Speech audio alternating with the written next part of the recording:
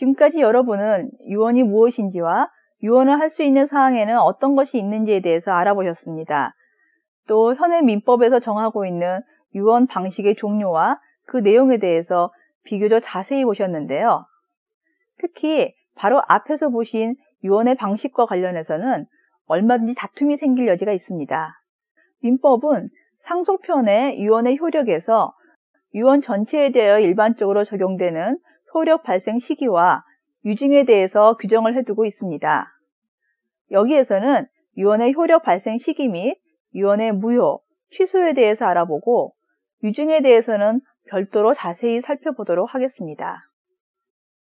앞에서 이미 살펴보신 것처럼 유언은 일정한 방식에 의해서 작성한 때에만 성립하지만 유언의 효력은 유언자가 사망한 때로부터 생기는데 상대방 없는 단독 행위이므로 유언의 수익자의 승인 여부는 아무런 관계가 없습니다. 또한 조건부 혹은 기한부 유언도 가능합니다. 즉, 정지 조건이 있는 경우에는 그 조건이 유언자의 사망 후에 성취한 때에는 그 조건을 성취한 때로부터 유언의 효력이 생기며 해제 조건이 있는 경우에는 사망 시 효력이 발생하고 그 해제 조건이 성취되면 효력이 상실됩니다.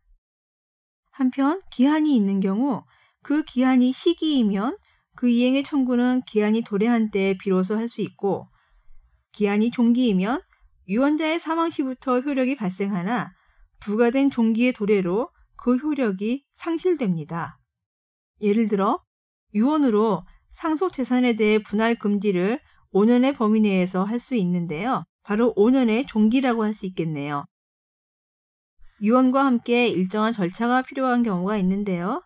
바로 유언에 의한 친생 부인, 유언에 의한 인지, 재단법인 설립 행위가 그것입니다. 먼저 친생 부인의 유언이 있는 경우에는 유언 집행자가 친생 부인의 소를 제기하고 소가 확정되면 자녀는 모의 혼인 외의 출생자가 되는데요. 유언 외에 유언 집행자의 소 제기 절차가 필요하다는 것입니다.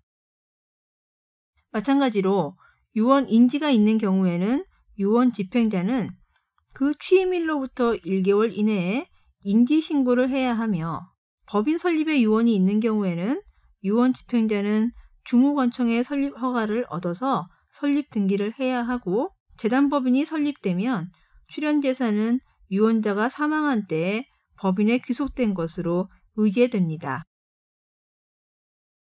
다음은 유언이 무효, 취소, 철회되는 경우에 대해서 알아보겠는데요.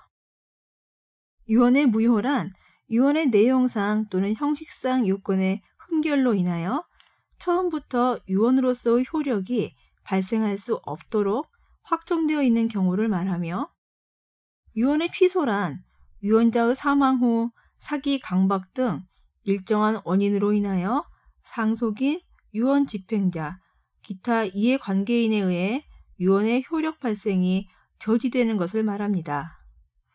그런데 유언자는 생존 중에 언제든지 유언을 철회할 수 있으므로 유언의 무효 취소가 문제로 되는 경우는 주로 유언자가 사망한 후가 될 것입니다.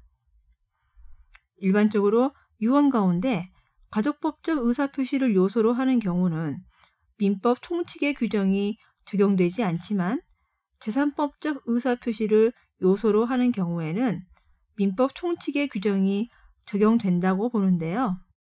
예컨대 유언의 무효 원인으로는 유언 방식의 흠결, 만 17세 미달자인 유언 무능력자와 의사 무능력자의 유언, 수증 결격자에 대한 유언, 공서 양속에 반하는 유언, 강행법규에 반하는 유언, 법정사항 이외의 유언, 유언자의 생전 행위로 이미 실현된 내용의 유언 등을 들 수 있으며 유언의 취소 원인에는 민법 총칙상의 착오, 사기, 강박에 의한 취소 규정이 적용됩니다. 네, 이런 부분들이 여러분들께서 이해하기 어려울 수 있는데요. 쉽게 설명을 드리자면 착오로 유언을 하였다거나 혹은 타인이 사기적인 방법으로 유언을 하게 하였다거나 또는 타인의 강압적인 힘에 의해서 유언을 한 경우에 그 유언을 취소할 수 있다는 것입니다. 용어가 어려운 것이지 그 내용이 어렵지는 않을 겁니다. 이어서 유언의 철회에 대해서 보실까요? 유언의 철회란 일단 유효하게 성립된 유언에 대하여 유언자가 일정한 법정 원인에 의하지 않고 자유로이 유언의 효력이 발생하기 전에 그 효력 발생을 저지시킬 것을 목적으로 하는 행위를 말하는데요. 이는 유언 자체가 사람의 최종 의사를 존중하는 제도라는 점에 그 근거를 두고 있습니다.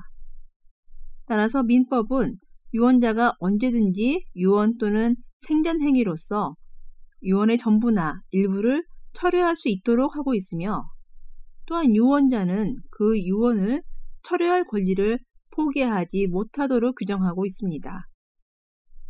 이와 같이 유언의 경우에는 특히 그 철회의 자유를 강조하고 있으므로 가령 유언자가 유언을 철회하지 않겠다는 계약을 체결하더라도 그 계약은 무효가 될 것입니다.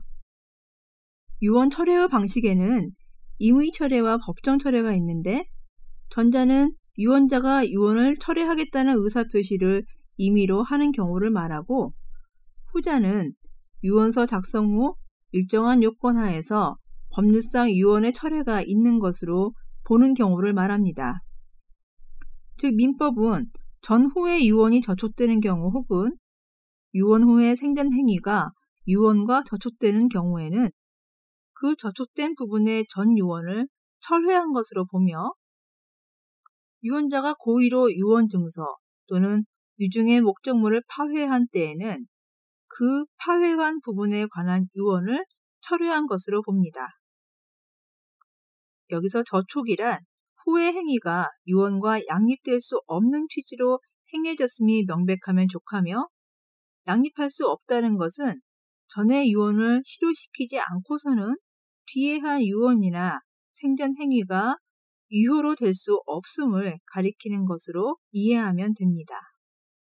따라서 먼저 행한 유언에 의하여 부동산을 유증하였으나 나중에 다른 행위로 다른 사람에게 전세권을 설정해 주었다면 전세권이 설정된 부동산을 유증한 것으로 해석하는 것이 타당할 것이고 망인이 유언 증서를 작성한 후 재혼하였다거나 유언 증서에서 유증하기로 한 일부 재산을 처분한 사실이 있다는 것만으로 다른 재산에 관한 유언을 철회한 것으로 볼 수 없다고 보아야 할 것입니다.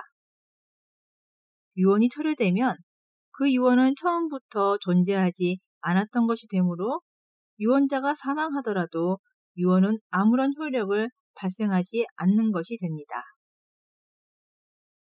유언의 집행이란 유언의 효력이 발생한 후 유언에 표시된 유언자의 의사를 실현하는 행위 또는 절차를 말합니다. 그런데 모든 유언의 경우에 그 집행 절차를 필요로 하는 것은 아닙니다. 예를 들어서 앞에서 이미 보신 것처럼 친생 부인, 인지, 유증, 재단 법인의 설립행위 등과 같이 유언의 효력이 발생하여도 그 내용이 당연히 실현되지 않고 특별한 절차를 필요로 하는 경우가 해당되는 것입니다. 다음으로 유언 집행의 준비 절차로서 유언의 검인과 개봉이 요구되는데요. 민법은 자필증서, 비밀증서, 녹음을 보관하는 자나 그것을 발견한 자는 유언자가 사망한 후 지체 없이 그 증서나 녹음을 법원에 제출하여 검인을 청구하도록 규정하고 있으며 다만 공정증서, 구수증서에 의한 유언에는 이러한 규정을 적용하지 않고 있습니다. 이때 검인이란 유언이 유언자의 진위에 의한 것인지 혹은 적법한 것인지의 여부를 심사하는 것이 아니며 또한 유언의 유효 여부를 판단하는 심판도 아닙니다. 따라서 검인은 유언의 집행 전에 유언 증서나 녹음의 상태를 확증하고 후일에 그것을 위조 변조하는 것을 미리 방지하여 확실히 보존하려는 것으로서 유언의 무효 유효와는 아무런 관련이 없습니다. 그리고 봉인 없는 유언 증서를 개봉하는 경우에는 특별한 절차를 요하지 않지만 봉인된 유언 증서를 가정법원이 개봉하는 경우에는 유언자의 상속인, 그 대리인, 기타 이해관계인의 참여가 있어야 합니다. 그러면 이제 유언에 관해서 마지막으로 유언 집행자에 대해 간략히 살펴보겠습니다. 유언의 집행 절차를 담당하는 자가 유언 집행자인데요. 즉, 유언 집행자는 유언자에 가름하여 유언의 내용을 실현시키는 자로서 이에는 지정 유언 집행자, 법정 유언 집행자, 선정 유언 집행자가 있습니다. 지정 유언 집행자는 유언자 또는 유언자의 위탁을 받은 제3자의 지정에 의한 자를 말하고, 법정 유언 집행자는 지정 유언 집행자가 없는 경우에 상속인을 말하며, 선정 유언 집행자는 유언 집행자가 없거나 사망, 결격, 기타 사유로 인하여 없게 된 때에 이해관계인의 청구에 의하여 법원이 선임한 자를 말합니다. 민법은 파산자는 유언 집행자가 될 수 없다고 규정하고 있으며, 지정 유언 집행자나 선정 유언 집행자를 상속인의 대리인으로 보고 있습니다. 유언 집행자가 그 취임을 승낙한 때에는 지체 없이 그 임무를 이행해야 하며, 유언이 재산에 관한 경우 재산 목록을 작성하여 상속인에게 교부하고, 유증의 목적인 재산의 관리, 기타 유언의 집행에 필요한 행위를 할 권리 의무를 가지며, 만일 유언자가 유언으로 유언 집행자의 보수를 정하지 않은 경우에는 법원이 상속 재산의 상황, 기타 사정을 참작하여 보수를 정할 수 있으며, 유언의 집행에 관한 비용도 상속 재산 중에서 지급하게 됩니다. 네, 여러분 잘 보셨습니까? 지금까지 유언에 관해서 전반적으로 알아보셨습니다. 조금 어렵다고 느끼셨나요? 혹시 분명치 않은 내용이 있다면 해당 부분을 다시 천천히 들어보시면 아마 이해가 되실 것으로 생각이 됩니다. 처음에도 말씀드렸던 것처럼 유언은 유언자의 최종적인 의사를 최대한 존중하는 것이 원칙입니다. 그러나 이것도 법이 정한 테두리를 벗어나는 것은 방지하고 있다는 점을 확인하셨을 겁니다. 또한 상속 회복 청구에서 마찬가지로 거래의 안전을 보호하기 위한 고려도 하고 있지요. 여러분께서도 짐작하시는 것처럼 이러한 법적인 제도들은 단지 상속 및 유언 제도가 가족관계하고만 국한된 것이 아니라 재산 제도와도 밀접한 관련을 가지기 때문에 논의되고 있는 것입니다. 네, 유언에 대해서는 여기까지입니다. 그동안 수고하셨고 다음은 유증에 대해서 알아보겠습니다.